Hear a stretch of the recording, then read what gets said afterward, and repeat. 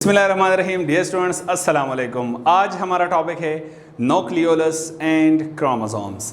इससे पहले आपने न्यूक्लियस पढ़ा है। न्यूक्लियस के अंदर हमने जब उसके स्ट्रक्चर में हम गए थे तो हमने बात की थी कि न्यूक्लियर मेम्ब्रेन होता है, न्यूक्लियोप्लाज्म होता है, न्यूक्लियोलस और क्रोमोसोम होता है। तो हमने न्यूक्लियर मेम्ब्रेन और न्यूक्लियोप्लाज्म की बात की थी। अभी हमारा टॉपिक है नेक्स्ट जो है दैट इज़ न्यूक्लियोलस। तो ये क्या चीज़ है? न्यूक्लियोलस को सबसे पहले डिस्कवर किया है फेलिस फोंटाना ने, जो कि 1774 में डिस्कवर किया था। ये क्या है? डार्कली स्टेन्ड स्ट्रक्चर है प्रेजेंट इन न्यूक्लियोप्लाज्म।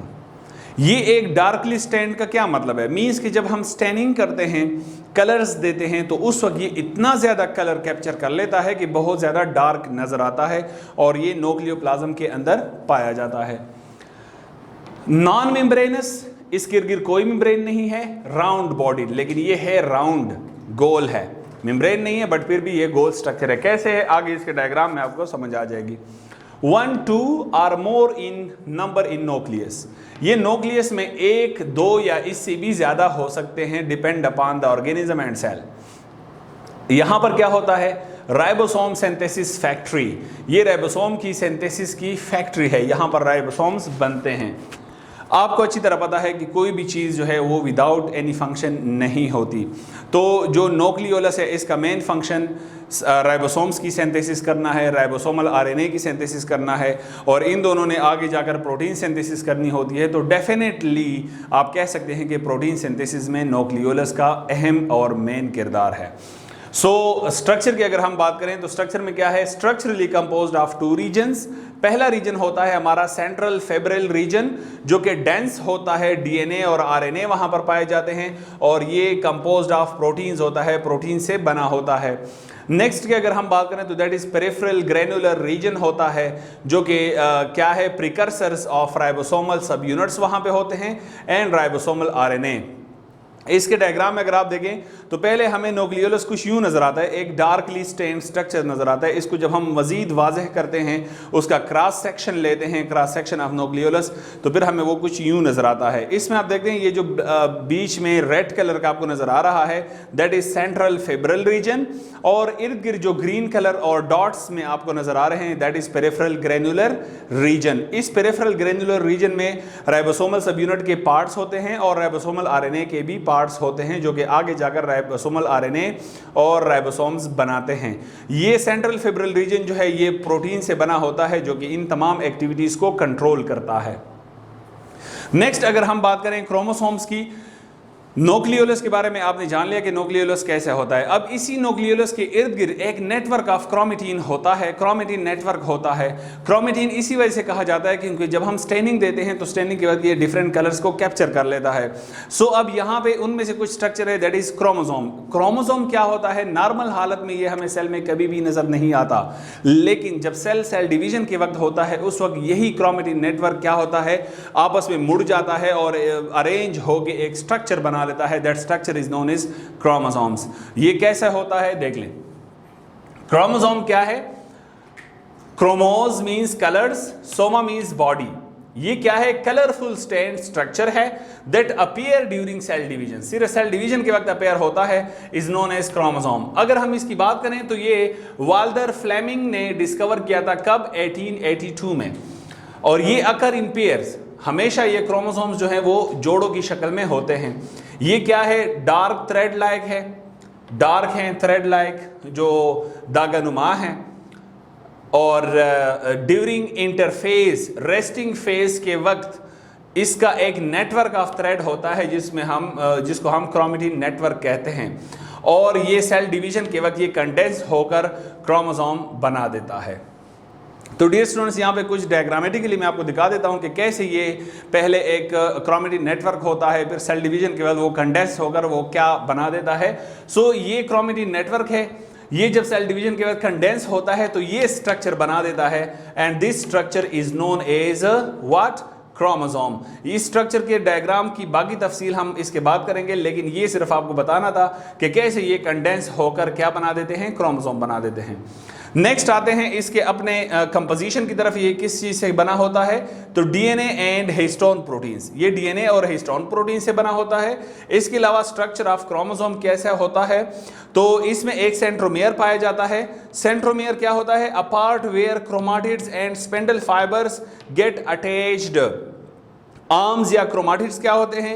ये 2 या 4 होते हैं इन नंबर और आइडेंटिकल स्ट्रक्चर्स होते हैं, मींस कि एक दूसरे के साथ मुशाबहत रखते हैं।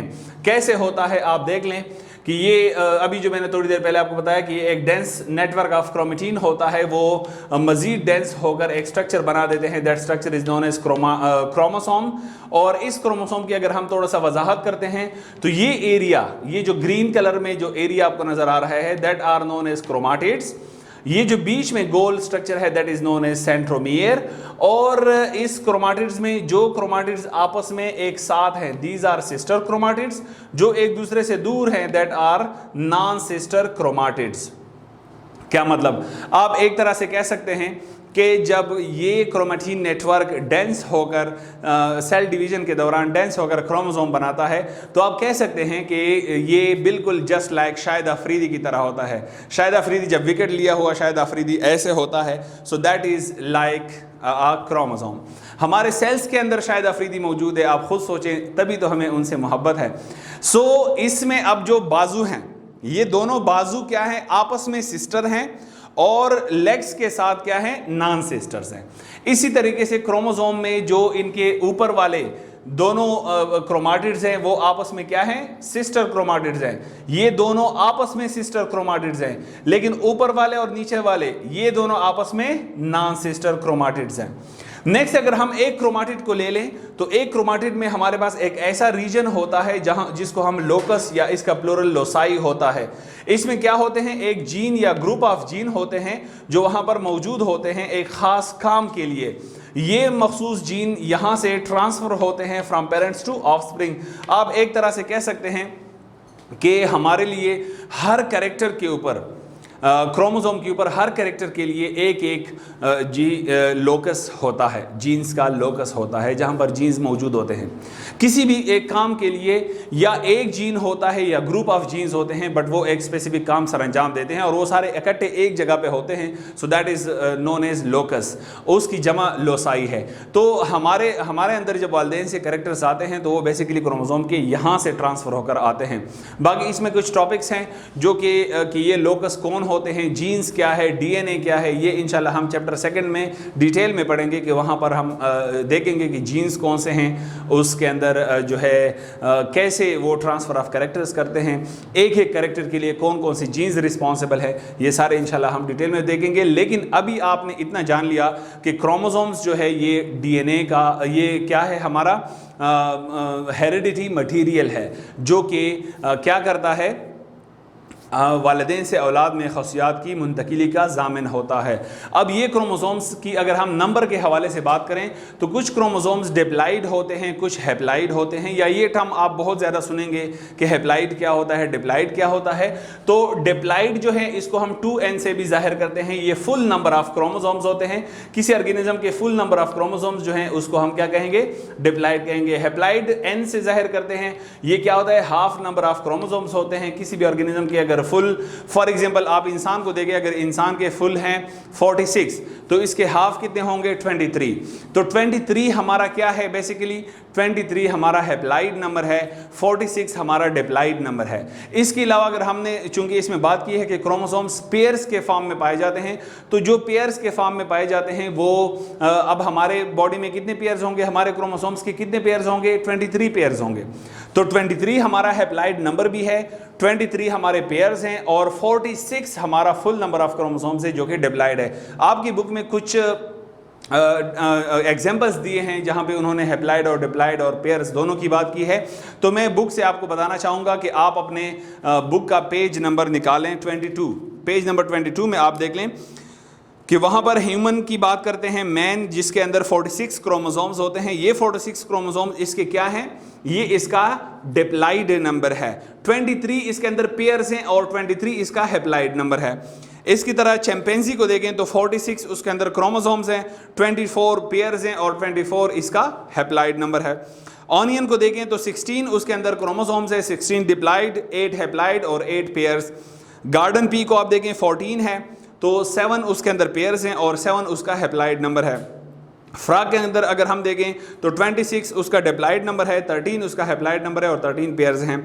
ड्रोसोफिला में आप देखें 8 क्रोमोसोम्स टोटल पाए जाते हैं, तो 8 क्रोमोसोम्स क्या हो गए, डिप्लॉइड नंबर हो गया, और जो 4 पेयर्स हो गए तो 4 क्या हो गया, उसका हैप्लॉइड नंबर हो गया। पोटैटो में आप देखें 48 होते हैं और वो 24 पेयर्स बनाते हैं, तो 24 पेयर्स क्या है, 24 सिंगली 24 क्या है, हैप्लॉइड नंबर है। 24 पेयर्स क्या बनाते हैं, 48 क्रोमोसोम बनाते हैं जो कि डिप्लॉइड नंबर है। पिजन की आप बात करें, कबूतर की, तो दैट इज 80 और उसका हैप्लॉइड नंबर फिर 40 आ जाएगा और उसके पेयर्स कितने होंगे, 40 पेयर्स होंगे। तो डियर स्टूडेंट्स, आपने इससे ये सीखा कि क्रोमोसोम्स जो हैं वो हैप्लॉइड और डिप्लॉइड नंबर में पाए जाते हैं। जब हम डिप्लॉइड की बात करते हैं तो वो उस वक्त हम बात करते हैं जब हम सोमेटिक सेल के अंदर स्टडी कर रहे होते हैं क्रोमोसोम्स को। जब हम हैप्लॉइड नंबर की बात करते हैं तो हैप्लॉइड नंबर की बात हम उस वक्त करते हैं जब हम जेनेटिकल जो सेल्स होते हैं, जिसको हम जर्म सेल्स कहते हैं या सेक्स सेल्स कहते हैं, उनको जब हम स्टडी करते हैं तो उस वक्त हमारे पास क्या होता है, हैप्लॉइड नंबर होता है। या 9th में आपने माइटोसिस और मियोसिस पढ़ा है, तो माइटोसिस सोमेटिक सेल्स में होता है जहां पर क्या होता है, जहां पर डिप्लॉइड नंबर ऑफ क्रोमोसोम्स की बात होती है, और दूसरा जो है दैट इज मियोसिस में हैप्लॉइड नंबर ऑफ क्रोमोसोम्स की बात होती है, क्योंकि वो जर्म सेल्स में होता है। इसके अलावा एक शॉर्ट क्वेश्चन जो बहुत ज्यादा आता है पेपर्स में और साथ साथ इसके साथ जुड़ा भी है कि फंक्शंस ऑफ न्यूक्लियस क्या है। जनरली मैंने आपको बताया है कि न्यूक्लियस के तमाम एक्टिविटीज को कंट्रोल करना that are the functions of nucleus, लेकिन 4 ऐसे मेन फंक्शंस हैं न्यूक्लियस के जो कि उसको डिटेल में जानना जरूरी है। तो 4 मेन फंक्शंस ऑफ न्यूक्लियस कौन से हैं? पहला, सिंथेसिस ऑफ राइबोसोम्स। ये राइबोसोम्स की सिंथेसिस करता है। कहां पर करता है? न्यूक्लियोलस में करता है। सिंथेसिस ऑफ आरएनए यानी राइबोसोमल आरएनए, कहां पर इसकी सिंथेसिस करता है? न्यूक्लियोलस में करता है। Next, synthesis of messenger RNA and transfer RNA, protein synthesis के लिए इन दोनों की ये सिंथेसिस करता है। ये कहां पे करता है? न्यूक्लियोप्लाज्म में करता है। इसके बाद ये क्या करता है? ट्रांसफर ऑफ हेरिडिटी मटेरियल्स, यानी क्रोमोसोम्स जो हमारे हेरिडिटी मटेरियल्स हैं उसका ट्रांसफर करते हैं। ये 4 फंक्शन थे मेनली न्यूक्लियस के। इसके साथ ही न्यूक्लियस की बातें खत्म होती है। Thank you so much. Allah Hafiz.